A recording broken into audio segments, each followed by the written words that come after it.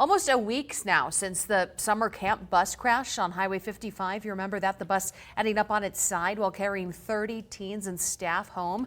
Well, now we're learning more about how our local hospitals prepare for emergencies like that. CBS 2's Angela Colonel is live in the control room, finding out from a trauma doctor at St. Alphonsus. We know 11 teens on the bus were hurt, some critically, but all were sent for care. Last Friday, area hospitals didn't know this. They had about an hour's notice before victims from the bus crash started arriving. Usually, they don't get that much time to prepare.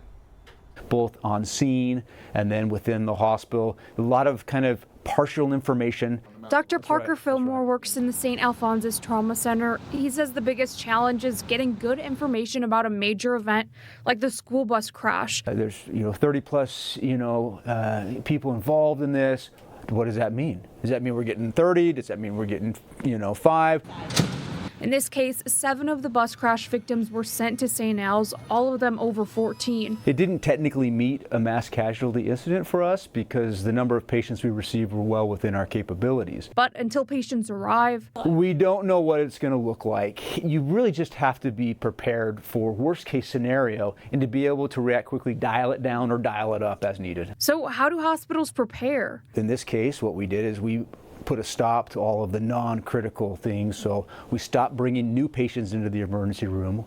We moved as many patients out of the emergency room as we could. We put a hold on the ORs to make sure that they would be available for incoming patients. He also called in more emergency providers. We mobilized a very large team. I immediately got in contact with our orthopedic surgeon on call, as well as our neurosurgeon on call. But we also alerted the radiology department to make sure the radiologists were ready, to make sure we cleared out the CT scanners to take patients coming in. Everyone involved is trained to be flexible as the situation changes. We have a number of participants and providers on our team that are part of the military, which of course, that's what they do best, is respond to mass casualties. Dr. Fillmore says he also coordinates with other hospitals to see how they can help each other. The Time-Sensitive Emergency Council is a state level council that really is crucial in maintaining our level of alertness and our awareness and our capabilities,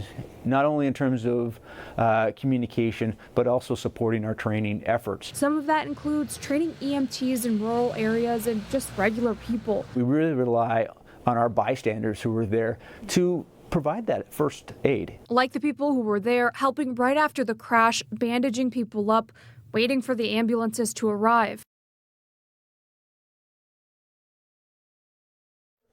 Dr. Fillmore says they learn from each incident like the bus crash, continuing to hone their skills for the next time.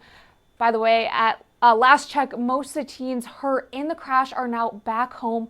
In the control room, Angela Colonel, CBS 2 News.